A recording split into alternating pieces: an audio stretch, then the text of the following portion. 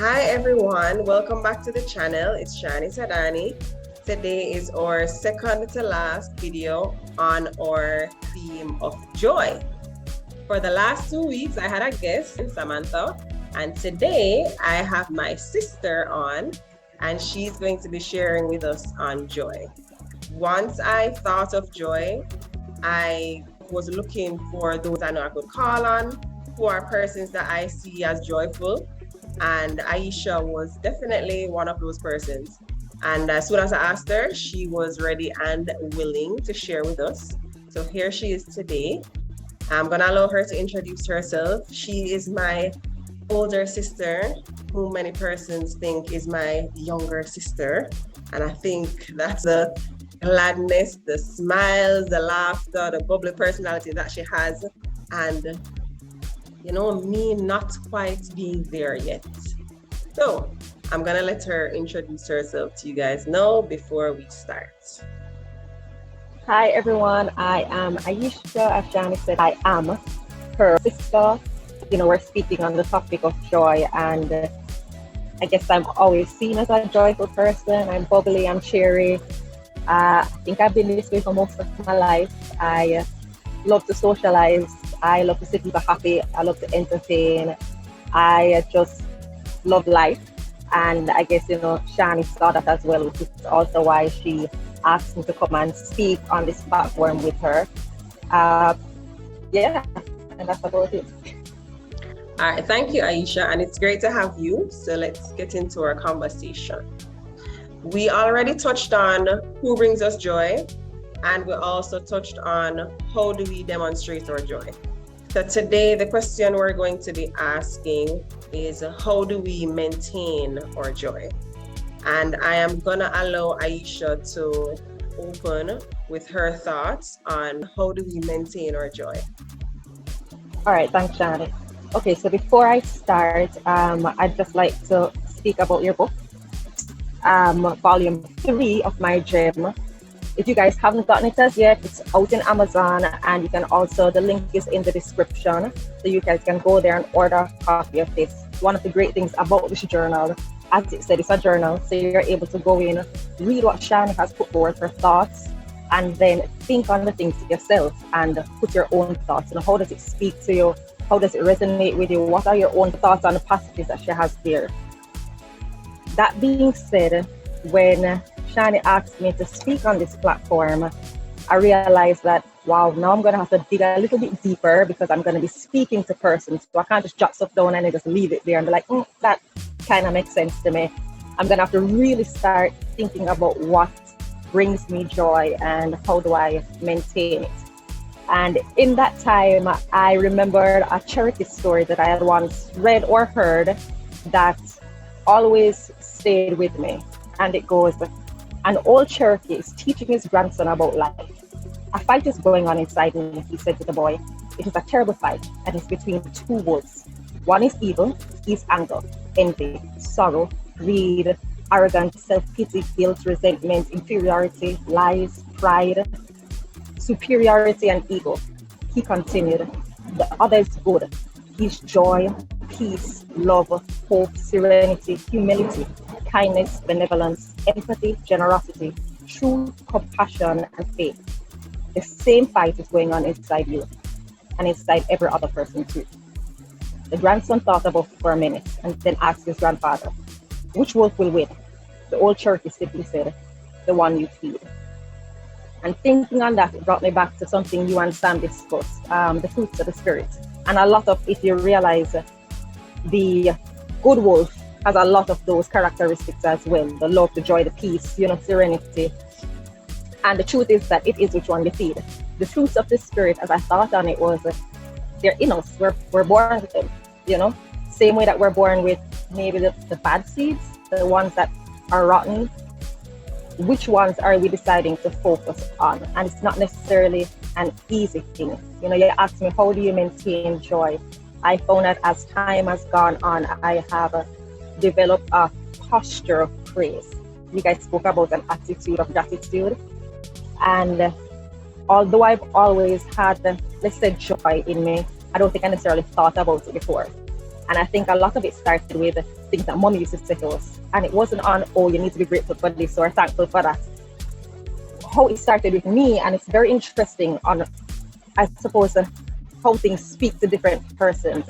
It was her continual, make sure you say good morning to this person. We're passing the lady at the front, a man selling the shrimp, have manners to them, the bus conductor, just having that kind of, what do we call it, manners in Jamaica. Those simple things, and her reminding us all the time that in any second our circumstances could change, and we could be that person who is selling the shrimp on the road, has to be a bus conductor. We don't know how our life is going to turn out. We're given cards, but at the end of the day, our chances really are 50-50. If you believe in God and you understand that He's the one in total control, then you understand that at any moment circumstances could change, and that has always been a very humbling thing for me. And it allowed me to be very grateful for the simplest of things.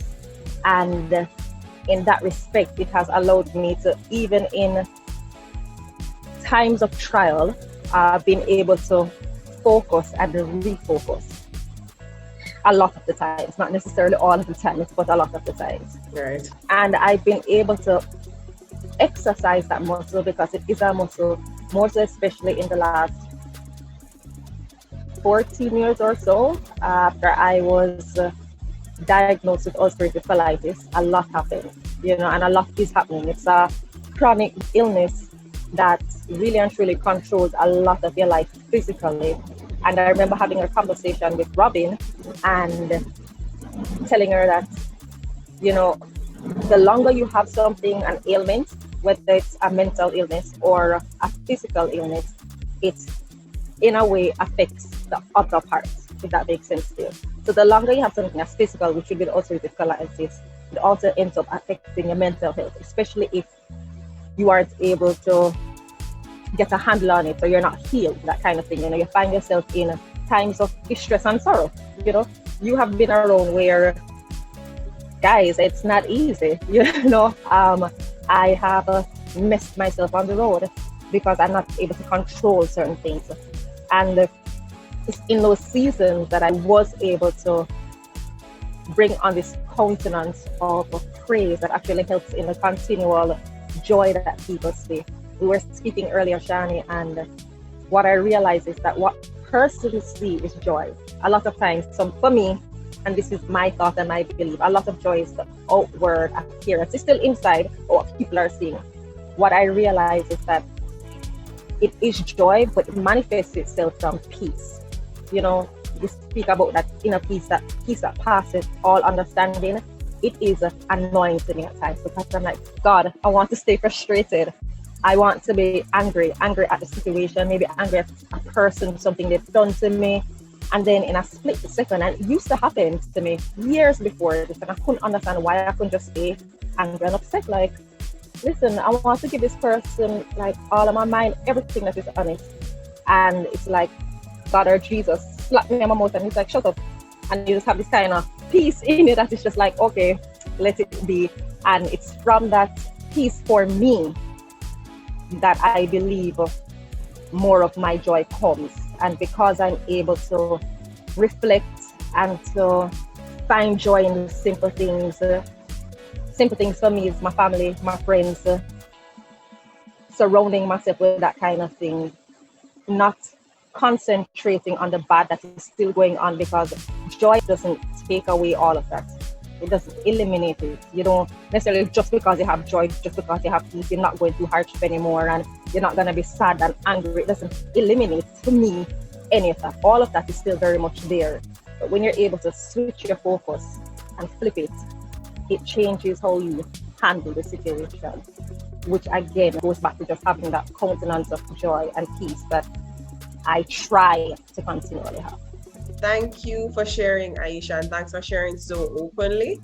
And I am definitely in agreement with that point about just refocusing. And as you said, it's not easy, but it's one of those things that we are able to do when we reach for the strength that we have in God. And one of the Bible verses that came to me when I was thinking on this topic, how do we maintain our joy, is Philippians chapter 4, verse 8. which says, finally, brethren, whatever things are true, whatever things are noble, whatever things are just, whatever things are pure, whatever things are lovely, whatever things are of good report, if there is any virtue and if there is anything praiseworthy, meditate on these things. So as you said, there are times when there's so much going on around us, so much negative things, and sometimes those things can engulf us and therefore, have us in a place of depression, unhappiness, sorrow, etc. And there is a time and place for that, but we are able to just meditate on what's good, meditate on what is praiseworthy, put our focus there. Remember where our joy does come from and reach for those things. And in that way, we can maintain it. We can help to foster it. We can help to grow it, and we can help to just keep us there longer, because it is something that, we don't get joy today and then have it for the rest of our lives. It's an everyday thing. It's a process. And so maintaining it will take work on our side. Important, as you said, is just for us to focus on what's good and what is love. Definitely, Shani, I agree with that. There is a scripture verse that comes to mind coming from what you said. It's Habakkuk 3:18. It speaks about, yet I will rejoice in the Lord. I'll be joyful in God, our Savior. And the verses before that, though, it speaks about just hardship. The 17th verse says, though the fig trees don't bud, and there are no grapes on the vines, though the olive crop fails, and the fields produce no fruit, though there are no sheep in the pen, and no cattle in the stalls, yet I will rejoice in the Lord, and I will be joyful in God my Savior. And the verse after that speaks to, the sovereign Lord is my strength. He makes my feet like the feet of a deer. He enables me to tread on the heights. And, it just goes back to a lot was going on for him, or for them in that time. There could have been famine, just hardship in general, and all of us go through that. Nobody's life is easy, no matter how much you put it out there. Nobody who is joyful all the time is, and I don't want to say it's truly joyful, but doesn't also go through sadness and hardship and anger and frustration. But just going back to the fact that, it's a muscle that you have to exercise, because yes, you're very correct. There is a time for everything. I remember, especially during COVID times, group of us were sitting down and speaking, and it came up, giving ourselves grace to go through things, allow ourselves to feel the feelings, to be angry, to be sad, sit in it for a while and go through the feelings. There's a season of that, but don't stay there, because staying there is when it becomes detrimental, and it becomes, no, that is your posture. I'm somebody who's always complaining. I'm always a victim, that kind of thing. It's not saying, and I don't want persons to feel as if, it means that all the time I have to be ha ha ha, laughing, oh God is so good, thank you for the leaf that just fell from the tree, Jesus. Even though you're going through something that's horrible, but it is going through it, feeling it, being upset, like, why, God, why you decided I have to get ulcerative colitis, and you haven't decided to just heal me of it, completely already. But it's going through it and be like, God, I'm ready whenever you are. But until that time, what am I focusing on? I remember you speak about, you asked about maintaining joy. There's something that happened that year I was hospitalized, and it sort of started, I guess, in my mind, like I realized it was afterward that it really came to me, or fully, I should say, understood it, that a lot of times we are going through something, and it could be something horrible or whatever it is, big, small, depends on the person, of course, how you're going to feel about it. And you feel as if nobody understands, or I'm going through it completely alone because I'm the one who's feeling all these feelings. I'm the one always in pain and that kind of thing. And I remember being in the hospital and just seeing everybody come, Daddy came out from Westmoreland a few hours after Mommy told him that I basically had to be, in the hospital, and they had to admit me. If I wanted breakfast, lunch, dinner, I wasn't eating hospital food that was being brought to me, by family or friends. And as much as I was the one in the bed, hooked up to the drips, I realized, even without persons saying it, that the persons around me were going through this with me. even though they didn't say. So I don't know how, when you see me ill, how it affects you, how it affects any of our family members or my friends. But I've come to the conclusion that I'm not going through it alone. And as much as they aren't feeling the pain, everybody who cares for you genuinely goes through whatever situation, happy and sad with you. And knowing that I have a firm foundation, a very good, solid support system. I was speaking to Auntie Olive, our father's older sister, just last weekend, and her husband, Uncle Frankie. And I was, just talking to them about how just blessed I am with having a support system like the one that I have, and just always, or never taking it for granted, because it's easy to take it for granted. It's your sister, it's your parents, they have to show up. Your friend's supposed to show up. That's what, that's what they're supposed to do. That's why we're friends. If you don't show up, then are we really friends? But focusing on that as well, and remember that while I'm going through something, even if I don't look on somebody and be like, oh, I'm really feeling horrible today, I know that the minute I call on them, they will do what they can, in the best way that they can. It may not show up in the ways that I always need it, but it's the best that they're doing. And being able to shift my focus to that and knowing that that is always there for me brings me peace. And I know that that has been provided by God, surrounding myself with that. You spoke on it as well, just surrounding yourself with those kind of persons, even if it's not to be going on a joyride, but just sitting in their presence as well, as a whole bunch for me personally, and that's just the way that another way I should say, that I'm able to maintain my joy. I'm happy that you touched on the family and the support system that you have, and it contributes significantly to what maintains your joy. There are persons that don't have that. They don't necessarily have what we have, and we know that, we talk a lot about our family, and other persons talk a lot about the support that we have as a family. That's a huge blessing, and we're grateful for it, but everybody doesn't have that. So as you were talking, I was just reminded that community is important. We have it in our family, but some people may have to find it outside of their family, and more in new persons, your friends, your co-workers, your church body, whatever group you're involved in. Recognize that you're maintaining your joy is your responsibility, and so you have to surround yourself with persons that have that positive energy. And so one of the things that came to my mind when I was thinking about it is there are persons that can drain us. You spoke about the positive attitude, you spoke about persons rallying around you, and for the most part, they bring joy, they help to make the process even easier for you. But then we have people that help to make it harder. And it's our responsibility when we take our joy and our mental health or well-being seriously, we're gonna have to sit and analyze our relationships, or conversations, the spaces and environments that we put ourselves in, and really think about, is this helping to maintain my joy, or is this sucking energy out of me? And wherever we can find it, because we can all find it.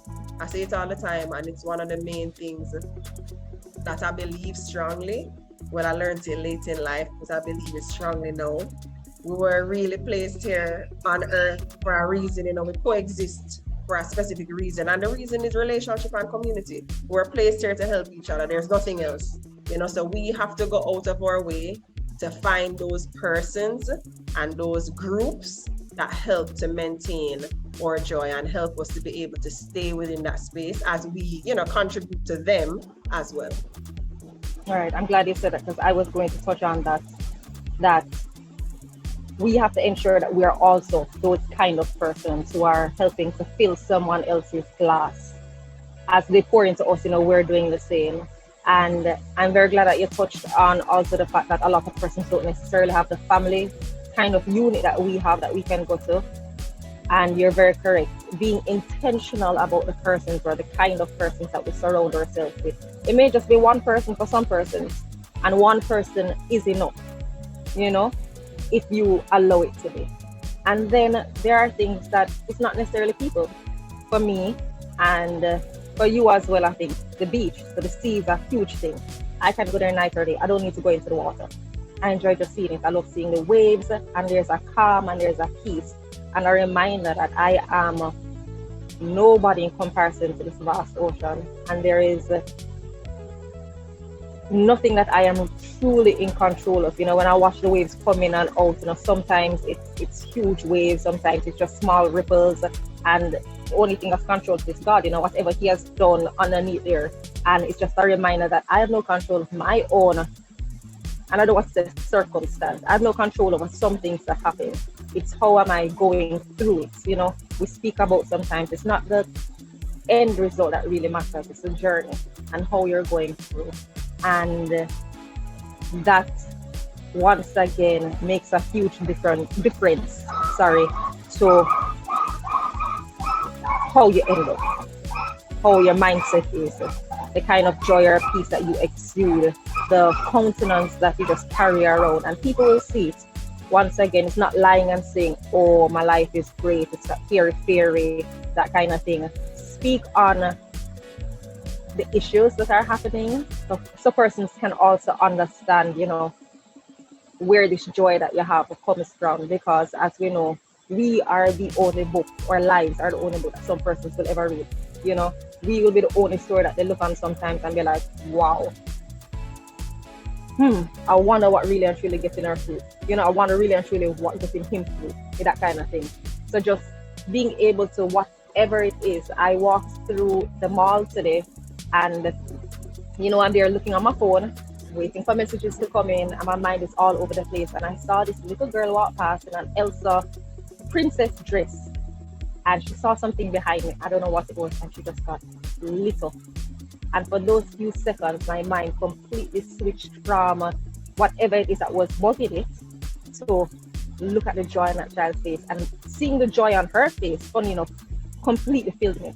And I was reminded of how much I just really love life and love seeing persons enjoy life. And children bring that out of me, on a regular basis. Just sitting sometimes outside when I'm not feeling good and watching the kids run up and down and hearing the laughter and seeing them make up games or come to me with conversations that I don't really understand.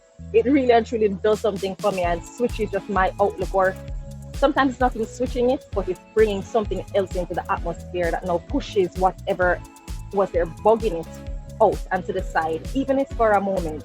But in that moment, so you find that the more you focus on that good thing, the more it grows. And so the bad things that are happening don't really have much space. You don't give it space.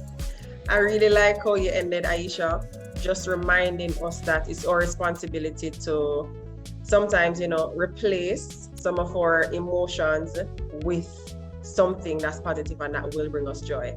And I want us to end on that note, the importance of focusing on what brings us joy and things that are good. We also spoke about replacing those things that are negative, and we spoke on putting ourselves in an environment that's joyful and ensuring that we take ourselves out of environments that, don't necessarily bring us joy. There's one last Bible verse that I want to share, and it comes from John chapter 15, verses 10 to 12. It says, "If you keep my commandments, you will abide in my love, just as I have kept my Father's commandments and abide in his love. These things I have spoken to you, that my joy may be in you, and that your joy may be full. This is my commandment, that you love one another as I have loved you."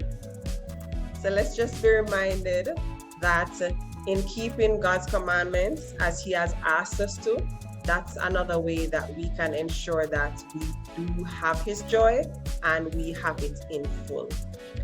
Thank you, Aisha, so much for sharing with us today. It was a great and open conversation.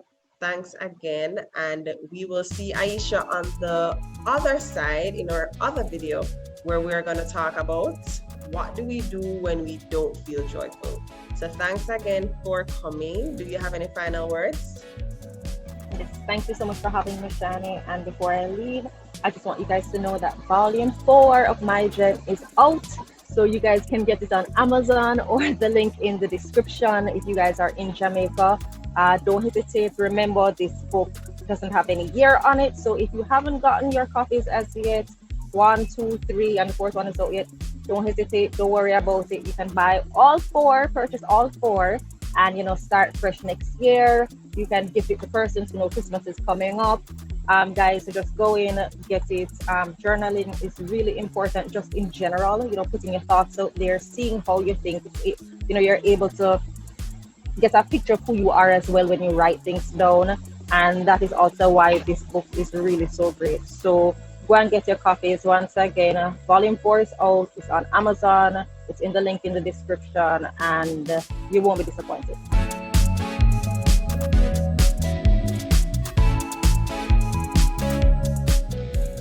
Thank you, Aisha. Thank you guys for watching. See you guys next time. Bye.